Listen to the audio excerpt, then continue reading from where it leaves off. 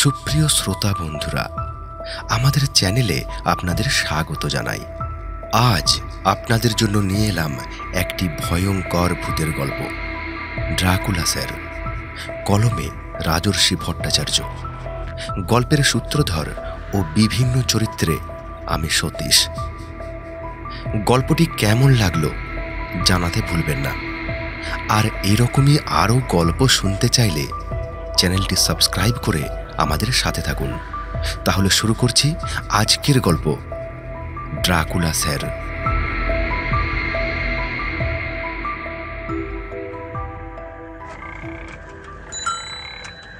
গ্রামের শেষ প্রান্তে ওই যে হেজে যাওয়া নদীটা আছে, তার এক ধারে প্রকাণ্ড আগাছার পাহাড় গজিয়ে উঠেছে। এইদিকে বড় একটা কেউ আসে না। সূর্য প্রায় অস্ত যাবে যাবে করছে। এ সময় তো আরও জনমানবহীন হয়ে পড়ে এই অঞ্চলটা। সুজনও এই দিকটাই তেমন আসে না, কিন্তু আজ যেন তাকে কেমন একটা মন কেমনে পেয়েছে। পুরনো জং ধরা সাইকেলটা নিয়ে সে এইদিকে এসেছে আজ। শেষ বর্ষার দিন, কয়েকদিনের টানা বৃষ্টিতে নদীতে কিছুটা জলস্তর বেড়েছে। সন্ধ্যার পর এসব জায়গা আর নিরাপদ নয়। অবশ্য গ্রামের আর কোনো জায়গায় নিরাপদ নয়। শেষ কয়েক মাস ধরে শয়তানের নজর পড়েছে যেন এই অঞ্চলে। একটা বর্ধিষ্ণু গ্রাম কিভাবে জনশূন্য হওয়ার দিকে এগোচ্ছে, সেটা ভেবে একবার শিউরে ওঠে সুজন। সাইকেলের প্যাডেলের ওঠানামা গতি আরও বেড়ে ওঠে। রাস্তা জনশূন্য, দুধারের বাড়িগুলো যেন সব শান্ত। অথচ কয়েক মাস আগেও এই গ্রামের চেহারা ছিল অন্যরকম।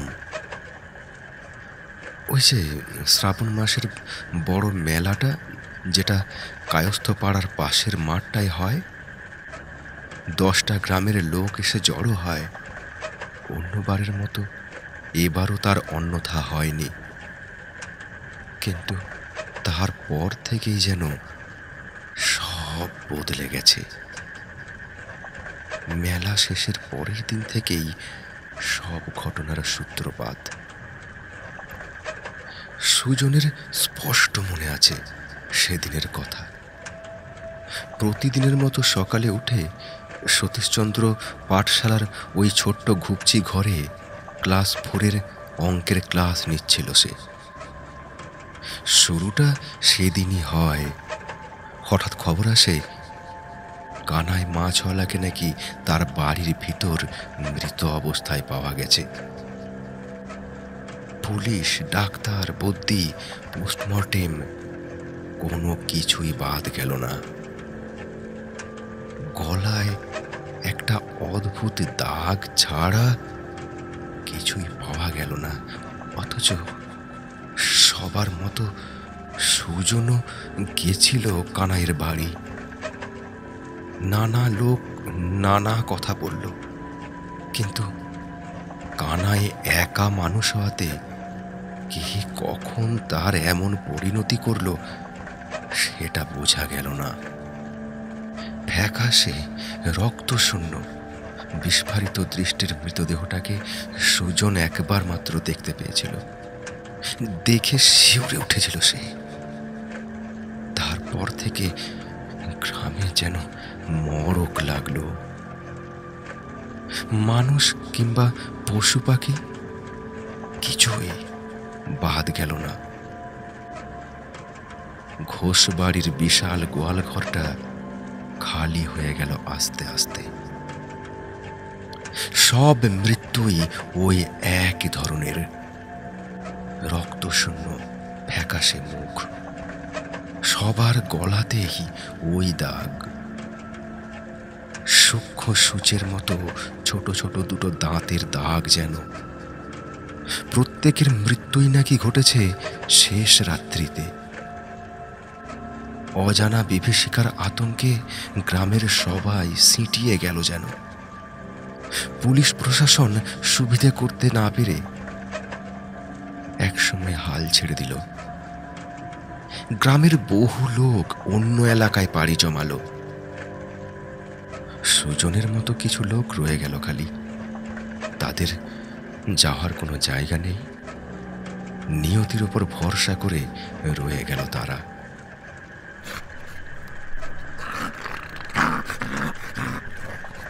হঠাৎ একটা অদ্ভুত আওয়াজে চটকা ভাঙল সুজনের। একটা খোঁড়া কুকুর সামনের রাস্তা দিয়ে দৌড়ে পূব দিকে চলে গেল। কাউকে দেখে ভয় পেয়ে পালালো যেন।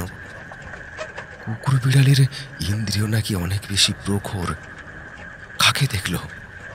সেই মূর্তিমান বিভীষিকাকে, যেই শয়তান তাদের গ্রামটাকে শ্মশান বানিয়ে দিল। শিউরে ওঠে সে একবার। তবে কি আজ তার পালা? আরো জোরে প্যাডেল মারে সুজন। বাড়ি তাকে পৌঁছতেই হবে। অবশ্য বাড়ি গেলেও যে এই শয়তান তাকে ছাড়বে এমন না। পা যেন চলছে না আর তার, দুর্বল লাগছে। কতকাল কিছু খায়নি যেন সে, আর শরীর সাথ দিচ্ছে না তার। হঠাৎ তার এ কি হলো? সাইকেল থেকে নেমে পড়ে সুজন। শরীরের প্রতিটা স্নায়ু মাংসপেশে যেন বিদ্রোহ করছে তার সাথে। চোখ ফেটে জল আসে তার। আজই কি তবে তার? সূর্য অস্ত গেছে। চারদিক এখন ঘুটঘুটে অন্ধকার। রাস্তার ধারের একটা পরিত্যক্ত বাড়ির উঠোনে বসে পড়ে সে। ঘুম পাচ্ছে কি তার? হ্যাঁ, ঘুম। দু চোখ জুড়ে ঘুম নামছে তার। এখানে সে যদি ঘুমিয়ে পড়ে, কেউ কিছু বলবে? নিজের মনেই হেসে ফেলে সুজন। কেউ কোথাও নেই, কে কি বলবে তাকে? বলার মতো কেই আছে বার? নেহাত সে একা মানুষ, তার পরিবার হারানোর ভয় নেই। কিন্তু যে মানুষগুলোর পরিবার পরিজনের ওপর এই দুর্ভাগ্য নেমে এসেছে, তাদের কথা ভেবে দু চোখ জলে ভিজে যায় সুজনের। কত চেনা মুখ, বন্ধু, ছাত্র, গুরুজন, সবাই চোখের সামনে। চোখের পাতা বুজে আসে সুজনের। ঘুমিয়ে পড়ে সে। ঘুমিয়ে ঘুমিয়ে স্বপ্ন দেখে সুজন। মেলার মাঠে জলসার আসর বসেছে। চতুর্দিকে মানুষের ভিড়, হাসি ঠাট্টা, কোলাহল।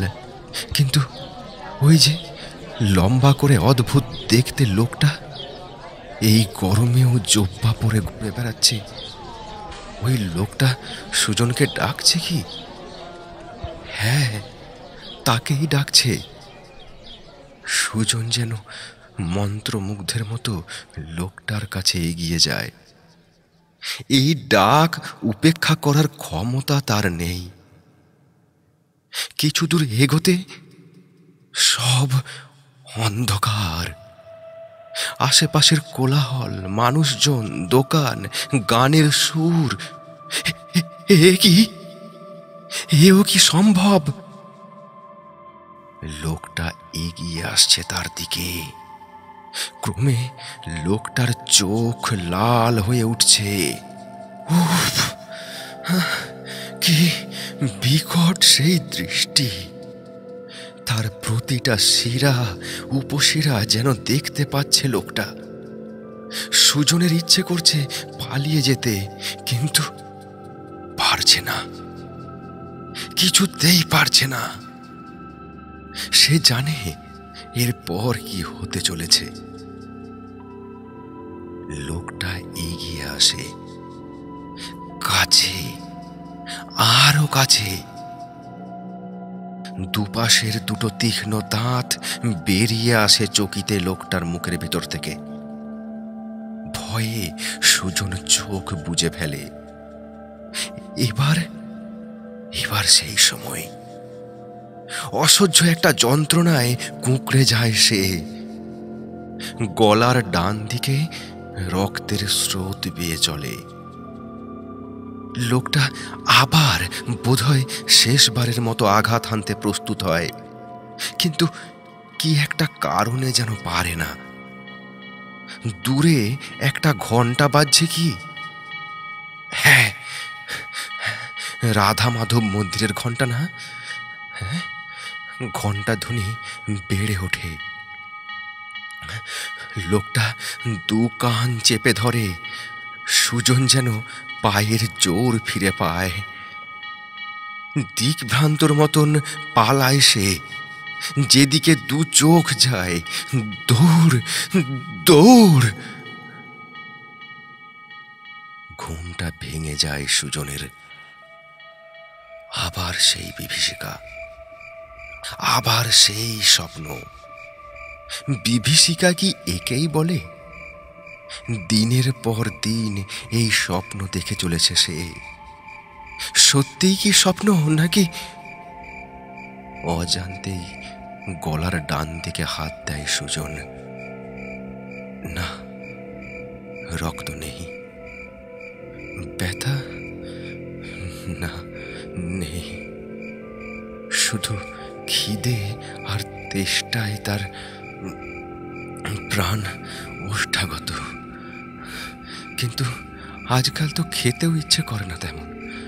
সব যেন কেমন একঘেয়ে হয়ে গিয়েছে। উঠতে ইচ্ছে করে না তার। আবার ঘুমিয়ে পড়ে সে। ঘুম যখন ভাঙে, সকাল হয়ে গিয়েছে তখন। সূর্যের প্রথম আলো ছড়িয়ে পড়ছে চারদিকে। সুজনের খিদে তেষ্টা সব যেন কোন জাদু মন্ত্র বলে মিটে গেছে। বাড়ির দিকে এগিয়ে যায় সে। এত ঘুমিয়েও সে যেন ক্লান্ত। কি একটা কাজ যেন করতে হয়েছে সারা রাত জুড়ে। বাড়িতে গিয়ে আর এক দফা ঘুমিয়ে নিতে হবে তাকে। বেলা বাড়তে লোক চলাচল বাড়ে। হাটে যাওয়ার পথে ভোলা আর নিতাইয়ের দৃষ্টি মুখার্জি বাড়ির উঠোনে আটকে যায়। উঠোনের উপরে ওটা কি একটা পড়ে আছে না? আবার খুন।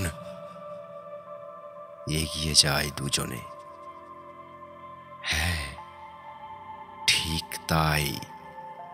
গ্রামের হলুদ কালো খোঁড়া কুকুরটা পড়ে আছে। গলায় সেই দাগ, মুখটা ফ্যাকাশে, রক্ত শূন্য, বিকৃত। পাশেই কাদা মাটিতে একটা সাইকেল পড়ে রয়েছে। পুরনো দিনের জং ধরা ভারী সাইকেল। বাড়িতে ফিরে বাথরুমে মুখ ধুতে গিয়ে একটা জায়গায় চোখ যেতেই হতবাক হয়ে যায় সুজন। গলার ডান দিকে ওই স্বপ্নে দেখা ঠিক ওই জায়গাটাতেই ওটা কিসের দাগ? খুব হালকা হলেও স্পষ্ট বোঝা যায়। বুকটা একবার কেঁপে ওঠে তার। ঠোঁটের কোণে লেগে থাকা শুকিয়ে যাওয়া রক্তের দাগগুলো মুছতে মুছতে হাতটা থেমে যায় একবার। সেই কি তবে পেশেন্ট জিরো? সেই শয়তানটার প্রথম শিকার? বাকিদের মতো সে মরল না কেন তবে? মন্দিরের ঘন্টার আওয়াজে শয়তানটা তার শেষ কাজ করতে পারেনি বলেই কি? মাথার ভেতর সব তালগোল পাকিয়ে যায় সুজনের। কোনো ক্রমে বিছানায় গিয়ে শরীর এলিয়ে দেয় সে।